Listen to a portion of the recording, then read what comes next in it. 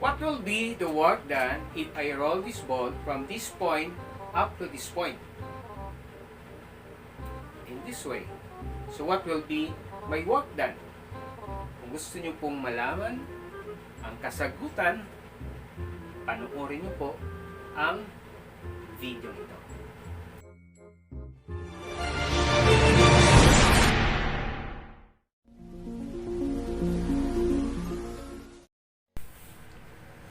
Good day everyone! Welcome to Sir Fox Learning Channel. For today's video, pag-aralan po natin work done and potential energy. But for this video, week number 6 for General Physics number 1, we will focus on work done.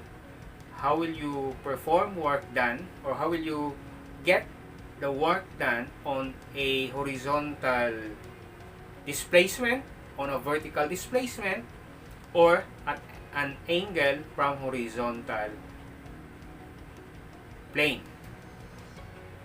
Kung gusto mo malaman, panoorin mo ang video ito, at kung bago ka sa channel ni Sir Fox, huwag mong kalimutang mag-subscribe at i-hit ang notification bell on para updated ka sa mga susunod kong video lesson. Happy learning everyone!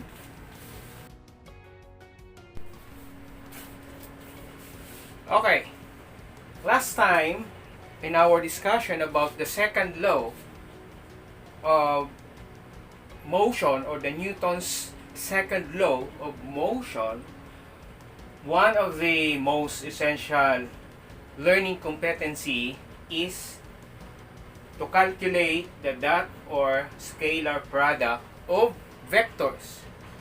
In calculating that product is a calculation of actually scalar product, not vector product, or vector quantity rather. Scalar quantity, not vector quantity. Why? A dot product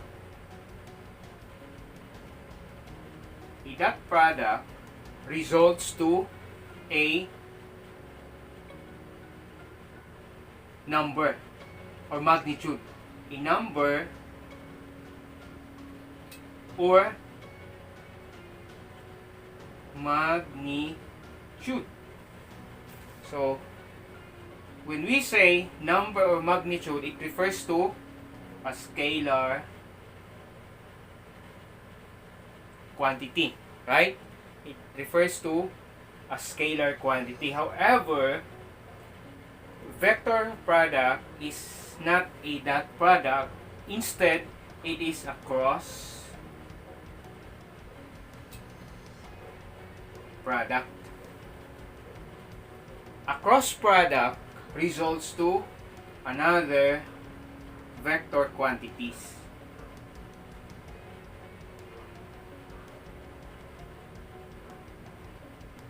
Okay? It results to another vector quantity. Another thing to consider for that product, this could be a commutative and distributive property. So, example, you have A dot B is equal to B dot A. That's a commutative property. And it could be also a distributive property. For example, you have A dot B plus C, which you can distribute A dot B and A dot C, which is equal to AB plus BC. So, AB plus BC. And you have already AB, BC, the final product. However, vector quantities or cross products always follow arrangement. I hat plus J hat plus K hat, which represent as X, Y, and Z. Okay? So, in calculation for that product is a calculation of scalar quantities. Let us have some example how that product is calculated.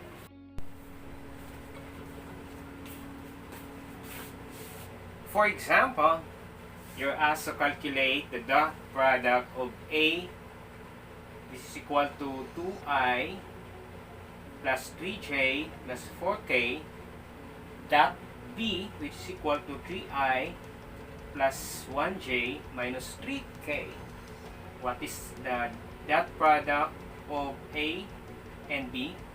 And number 2, the cross product of A and B. In getting the dot product of A and B, you will just multiply those quantities with the same unit measure or variables. You will just multiply the quantities with the same variables. So, you will multiply 2 times 3 2 dot 3 2 dot 3 kasi A dot B, and then plus 3 dot I 1 rather, and then plus this is negative minus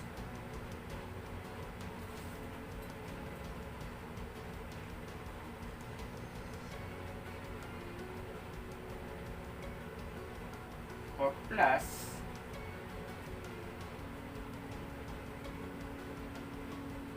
four dot negative 3.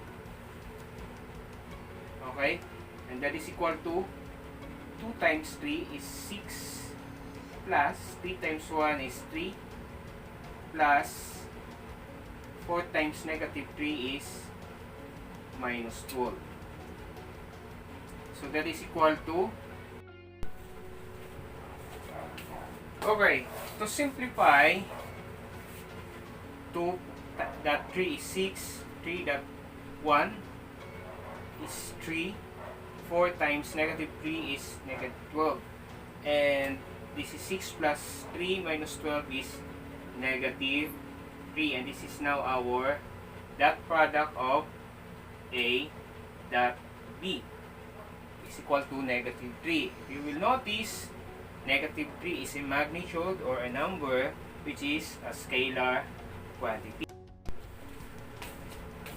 Okay, for cross product A cross B, the simplest way to get the cross product, though there are some ways, but we will just do the simplest way, which is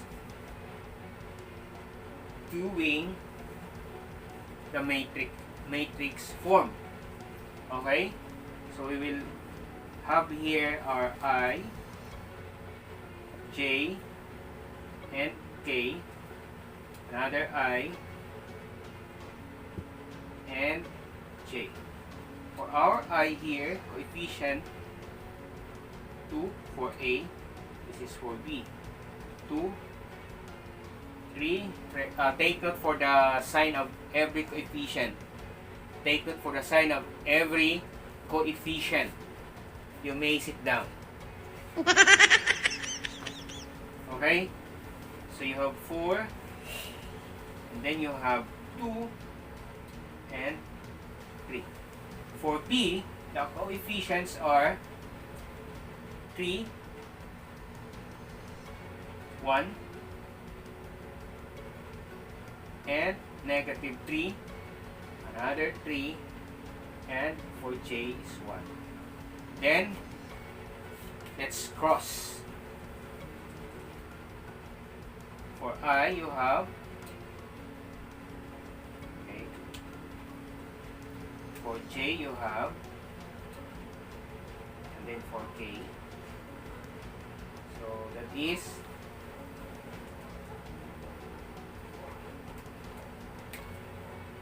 3 times negative 3 is negative 9 I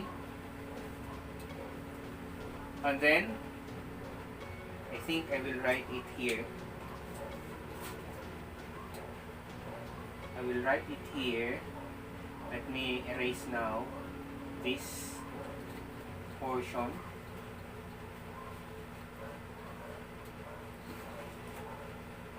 So that you could okay. So 3 times 3 is negative 9i. And then 4 times 3 is 12 plus 12 j.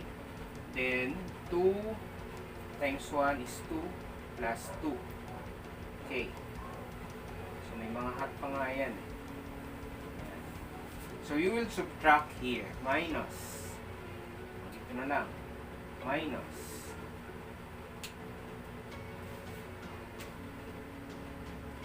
So this is, no, not that. This, yan. And this, and this. So you have minus 3 times 3 is 9 k.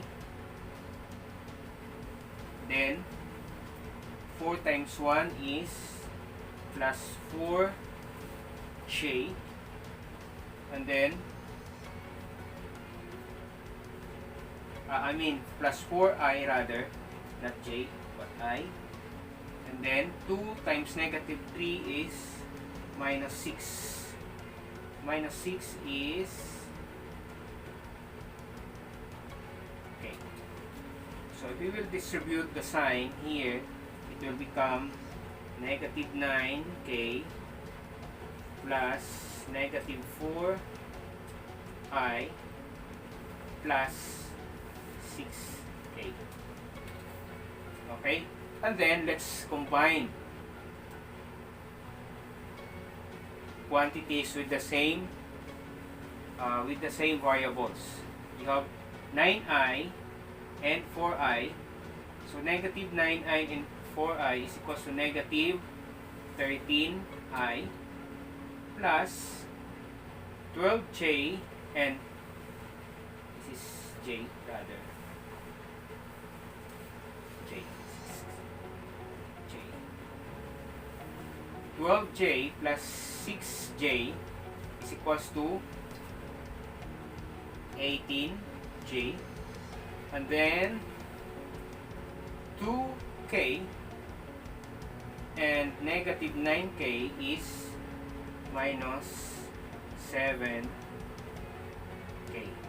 So this is now your results of A cross B. Negative 13i plus 18j minus 7k. So remember, you will notice here the results is another vector. Okay. For today's video, ang pag-usapan niya po natin ay patungkol po sa work and potential energy. But preferably, we will focus first in work. At this period, in this video, we will focus on work. This is under Most Essential Learning Competency number 28 and 29 for week number 6. Okay? Our learning target here is to define work as a scalar or a dot product of force and displacement. And then, interpret a work done by a force in one dimension as an area under force versus position curve. Now, in order to have a work, of course, there must be a force. So work is just the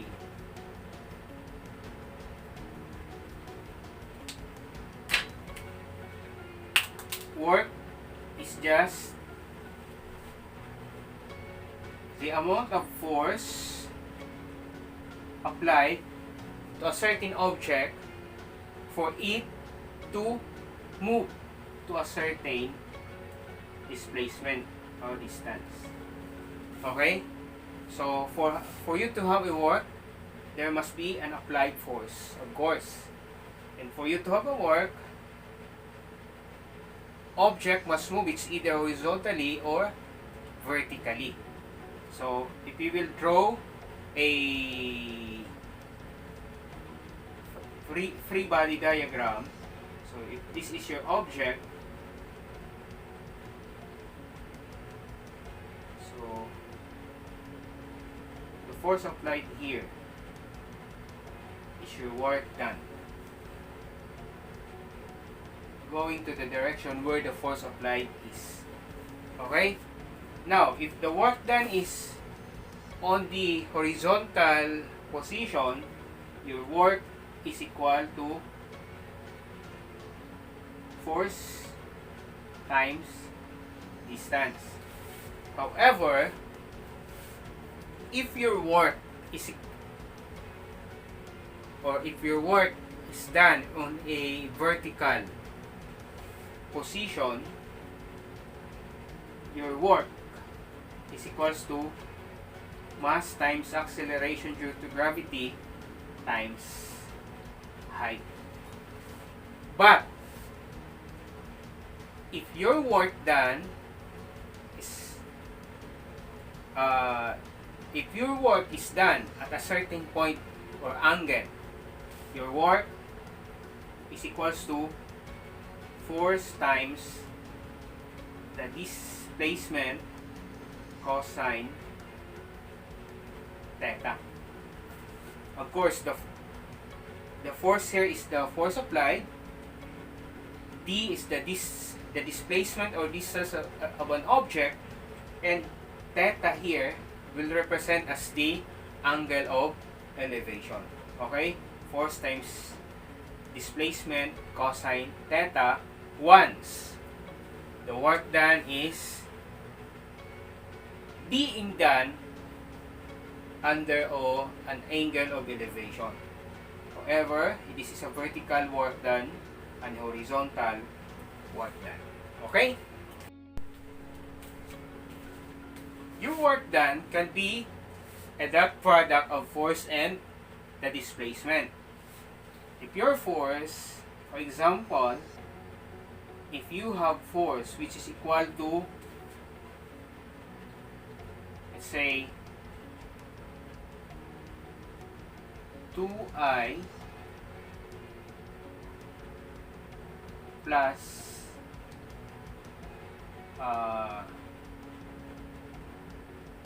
2J plus 2K, and your displacement is equals to 3I plus 3J plus 3K. What is your dot product of force? What is your work done?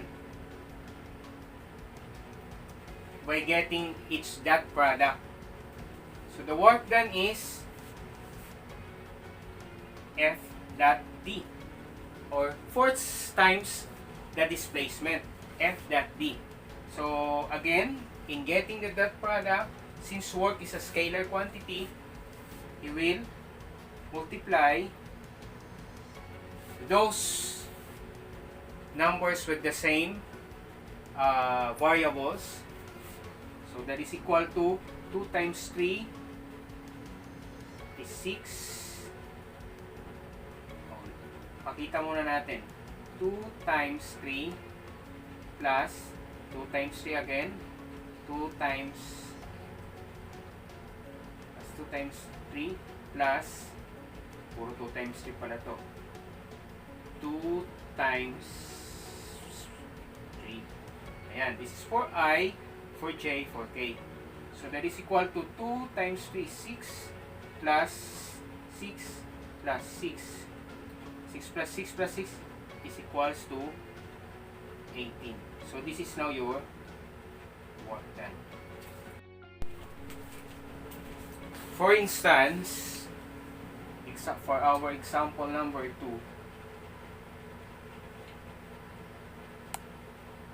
a ball, or let's say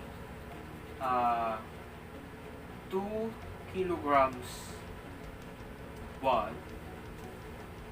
is dropped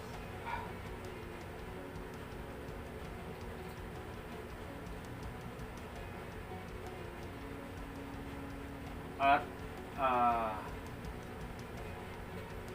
height of, let's say, 6 meters. What is the work done? So a ball is dropped at a height of 6 meters. What is the work done? So to get, so if this is the ball dropped at a height of 6 meters, what is the work done? So to solve the problem, let us have a given, or determine the given first. Our given here are, what is 2 kilograms, that is mass, which is equal to 2 kilograms. And our h is equal to 6 meters. And what is asked? Work done. Now, you notice when you speak about dropping an object, probably the direction of the work done is vertical. Our vertical work done is equals to mgh, mass times acceleration due to gravity times height. Your g has a value, or a constant value, of 9.8 meters per second squared. Therefore, your work done by substitution, your mass is 2 kilograms. 2 kilograms times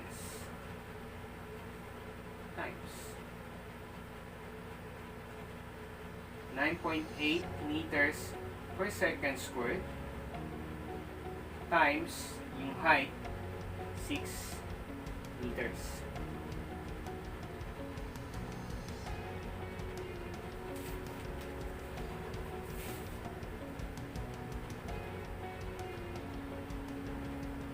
So that is equal to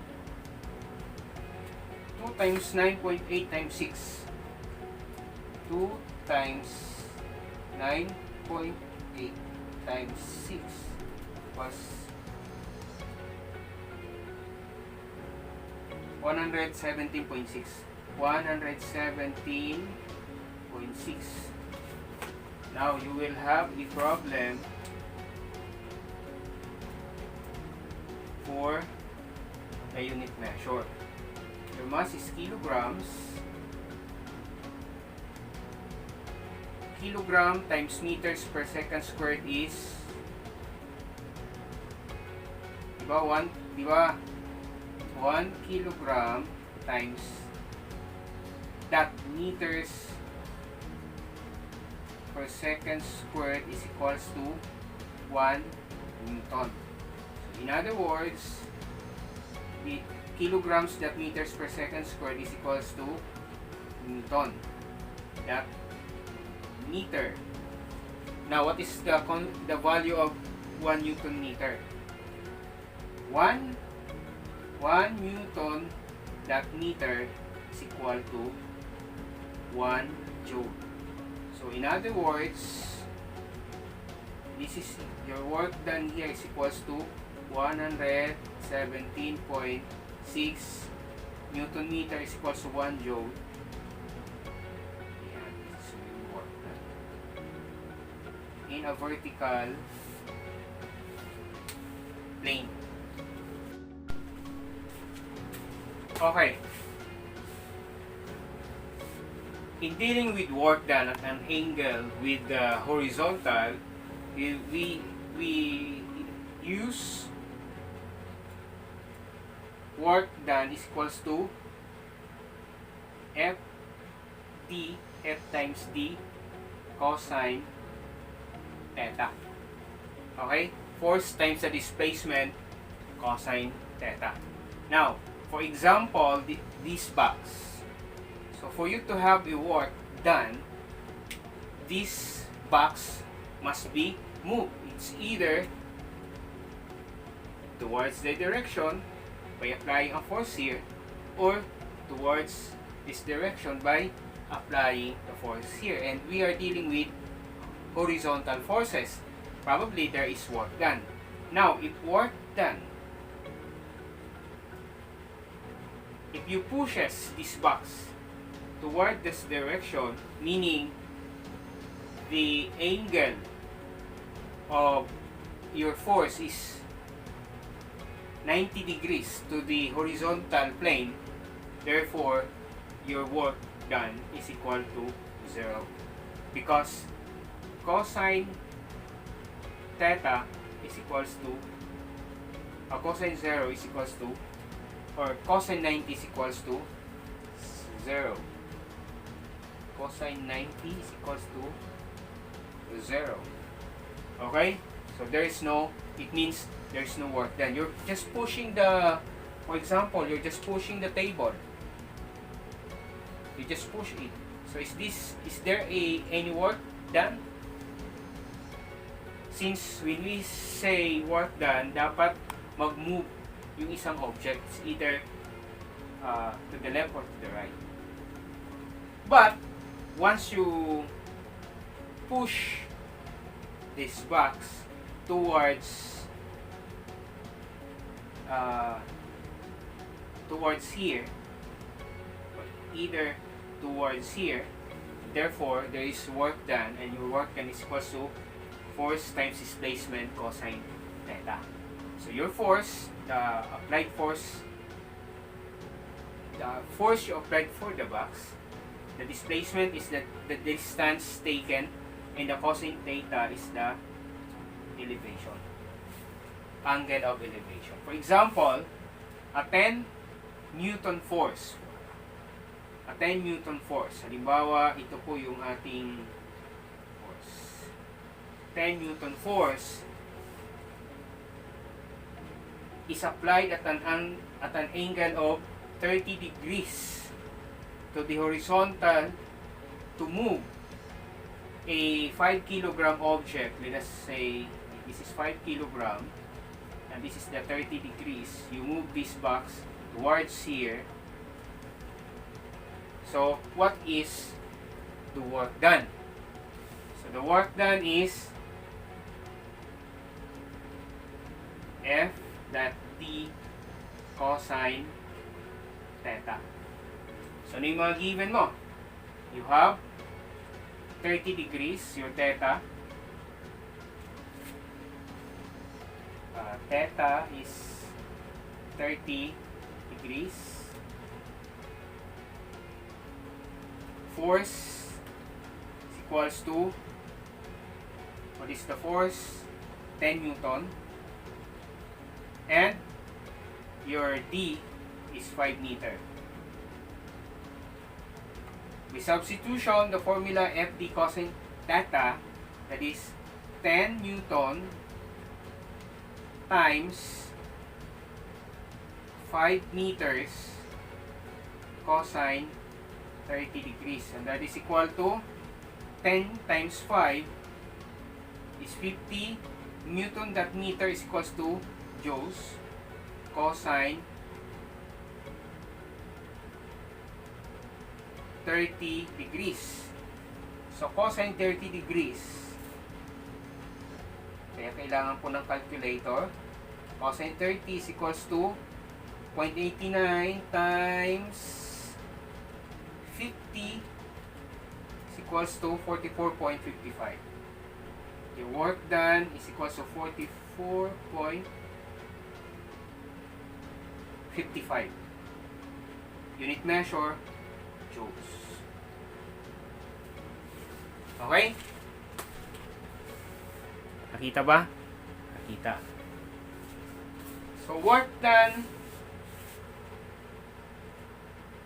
or work is the product or the amount of force you exerted for an object to move. Again, if this is your box, you push it downward at an angle of 90 degrees. According to physics, your work done is equal to 0. So much for now. Hopefully, nakatulong po itong simpleng video lesson po ni Sir Fox. Pagpasensya niyo po yung write-up si Sir Fox. Struggle po natin yan dahil work from home po si Sir Fox. Pero kung ito po ay nakatulong po sa inyo at nagustuhan nyo po ang aking video lesson for work, huwag nyo pong kalimutang mag-subscribe at i-hit ang notification bell on para updated ka sa mga susunod ko pong video lesson. Ang next ko pong video lesson, in continuation with our discussion of work done and potential energy, yung next video lesson po natin is all about potential energy. That's all for now. Happy learning, everyone!